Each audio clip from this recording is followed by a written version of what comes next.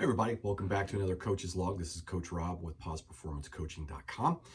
And we have been on a tear lately. We've been talking about goals. In the previous two episodes of the Coach's Log, we talked about understanding goal types and setting goals. Now we're going to talk quite a bit about the deeper aspects of goal setting. And I like to use a very easy to remember mnemonic with my athletes for setting goals, and it's called SMARTER goals. And every letter of the word SMARTER represents a phase in setting a goal. You may have heard of this, you may have been told something a little bit different. We're going to cover some of this, but S stands for specific, M stands for measurable, A stands for attainable, R stands for relevant, T stands for time-bound, E is for evaluate, and R is for reevaluate. So let's go back. Let's talk about the S, the specific. When we are setting a goal, it must be specific. It should not be generic. You're trying to hold yourself accountable for getting something done. In the case of being an athlete, it could be everything from what we've talked about of outcome-based goals or performance-based goals. I think that the SMARTER mnemonic works very, very well with performance-based goals. Once again, as I've said before in the previous shows, outcome-based goals have so many variables attached to them that it makes it very, very difficult to make that attainable. So most of what we're going to be talking about here is going to be centered on performance-oriented goals. Being specific, I want to be able to lift so much weight. I want to be able to run this distance, ride this distance, this type of power output, this type of pace, this sort of heart rate adaptation. Those are specific. And you could also think of the S as significant, stretching, and simple. I like that word simple. You could turn that on its head and call it basic. It's back to that point that I made in one of the earlier videos of ensuring that you've pulled all the fluff out of the goal. Okay, if you're a marketer, this may be a hard thing for you to do, but you need to be very, very specific. I want to accomplish X in X amount of time. See that? 1 inch, 2 inch, that's it. That's as specific as you can get and as simple as you can get. Now the significant is this goal significant enough to help you reach that broader goal, whether it's for the training block or it's for the season or for the long term. And then the stretch. How big of a stretch is this going to be for you? If you're saying that you need to be able to increase something in the range of 5% over 6-8 week period, that might be a bit of a stretch depending on where you are in your process, but it's not unattainable. Now, if you start saying that I need to improve my power by next week's race by 20 watts, I've got bad news for you. That may not be attainable. The next item is M, is measurable. We've talked about this in previous episodes and also in this series, as well as many, many phone calls with athletes. Everything that we do that moves us from today to that long-term goal must be measurable. You cannot improve what you do not measure. That is the one and only quote for this episode. I forget again who puts that out there. I know I've quoted it before, but it is so perfect.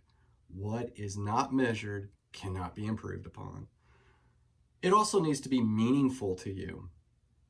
If you set a goal that is simple, easy to understand, but it's not meaningful, meaning that maybe it's something that you don't normally do, in your training practice, and you think it may or may not get you where you want to be in that time period that you've scheduled that goal for. Once again, whether it's for the week, the quarter, the year, or long term, if it's not meaningful for you, you're probably not likely to work on it. your motivation is going to lag. And the other thing too to remember about measurable goals, or the M, is how manageable is this? Can you fit it into your schedule? How does it reflect on your life, on your ability to get it done? I mean, do you have enough time to do this? The A in SMARTER stands for attainable. Now, we kind of went back to the whole manageable and meaningful. You know, is this goal even attainable? You know, is it too big of a stretch for you? Is it something that is appropriate? Is it actually achievable? Can you put action against this?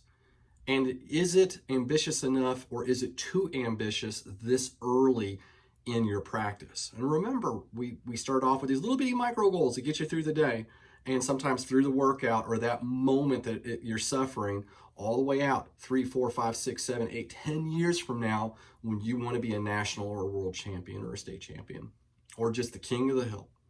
If those items are too ambitious too soon, you could be setting yourself back to square one. Ambitions run in both directions, okay? They can really propel you, or they can wreck you. Now, R, relevant, kind of goes back to the specific item again, doesn't it? Is it relevant to what you're doing? Does it serve, is it meaningful to you? Again, so is this relevant to what you're trying to do? Let me give you an example. So you've been a time trialer forever. This is my specialty. I don't pick on it a lot, but in this particular case, I'm thinking of a particular athlete, and you've been a time trialer for a very long time, and recently you've made the switch to multisport, and you're still racing time trials, but your expectations are that work is still going to propel you forward as a time trial specialist. When as a triathlete, you have 3, sometimes 4 sports, if you really think about it, between swim, bike, run, and your transition practice. That's 4 sports you're training for. And you're going to end up diluting the performance of a single sport when you do that. Now, that word sounds really awful, but there are people who just race multisport. So if you are a multisport athlete that has other specializations, you may start to find out that you're having a hard time being relevant because you have diluted your performance. Realistic, I think, is a big part of goal setting. How realistic is it? We've talked about the appropriateness of it. Can you take action on the goal? And then I would have to say too, will there be a result? Are you being results oriented when you're setting this goal? And when you do reach the goal, back to being meaningful a little bit, is this even going to be rewarding to you? Are you going to be able to build upon the success of one completed goal to the next completed goal? That goes back to the relevance of the goal that you're setting. And then T, I think it's very, very important in all goal setting. It's time bound. Open-ended goals, they're not great. I have some long-term goals that are, I would have to say, they're very open-ended. I definitely want to step foot on this podium or that podium. In some cases, I've already gotten to that goal without earlier than anticipated, which is wonderful. And it's the next tier of that goal.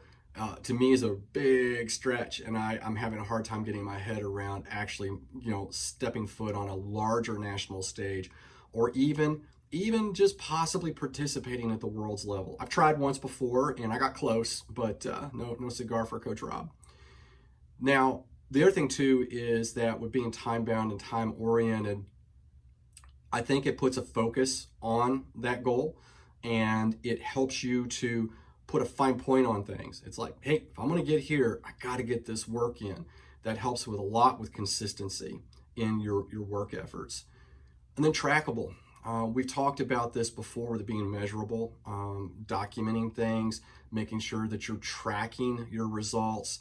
And that is part and parcel to this, because if you start seeing yourself going backwards, or you've overestimated your ability level, and it looks like it's going to take longer. That's okay.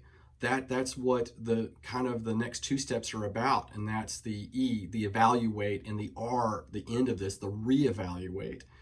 So when the E of this is the evaluation, you've got to be able to go back and evaluate each and every one of these goals. You finish that workout. How close did you get to that micro goal? Did you finish it as prescribed? Yes? Excellent. Check mark. Move on. The other thing too to think about it is, and we've talked about this elsewhere, is how engaging are these goals? This goes back to being appropriate and meaningful to you, trying to reach those short-term, long-term, and really long-term goals. Is that the work that you're doing needs to be engaging. You need to feel like you're moving that needle forward, and it should be enjoyable. You should be having fun. I've had conversations with some of the folks that I've coached over the years, and I warned them that this type of process is addictive, and that success begets success. Success breeds more success. The more you have, the more you want. And you're thinking, well, what's so bad about that? Well, it's not. But it trickles into other parts of your life that you may not have been thinking about. I can't begin to tell you how many times I've had athletes become incredibly successful in sports and then turn right around and it bleeds over into their professional careers. That sounds like a great thing, doesn't it? Well, it is. Next thing you know, this person has gone from worker B to mid-level executive all the way up to a top C-level executive, and now they can't participate in the sport they love anymore. Now, some people are okay with that. Others, they get a little derailed on that, and I've had to talk some people through it. So I'm not I'm not one of those coaches, one of those life coaches, but it's kind of interesting how setting these minor, small, micro goals just builds and builds and builds, and it just bleeds over the rest of your life. Now, the last thing, the R, some people will say just setting a SMART goal, the SMART, is fine. I love the E on the evaluate, and especially the reevaluate. I like the seasonal summary is a reevaluation of that season's goals. Did you make your goals? How did the season go? How did it feel? Sometimes when we take a look at a goal that we set, maybe it's not a long-term goal, but a short-term goal, a seasonal goal, and you take a look at it and go, wow, I really underestimated what I could do there. Well, that's good, because let's say that, back to our old adage, the functional threshold power, you wanted to improve it by 15% or 10%. And you've been at this for a while, and that was probably a stretch for you. But lo and behold, you got to 12, 13%. We have to reevaluate, how did that happen? We weren't anticipating that. What may have contributed to that? Can we actually do as well the next season? Probably not, but it definitely needs to be reassessed, revisited, and we take a look at all the recordings. What have you recorded? That's why we put all this stuff down on paper or in your favorite software, whether it's Training Peaks or Trainer Road, any of those platforms where you track all of the information that you're trying to build upon. Okay, everybody, that's all the time that we have for this. There's only one more coach's log on this subject in the fourth and final video. And I hope you're enjoying this. And if you have any other input, let me know. If you're one of my athletes, I'm sure we'll be talking about this on a call soon. Have a great rest of your training week, and I look forward to hearing from you very soon.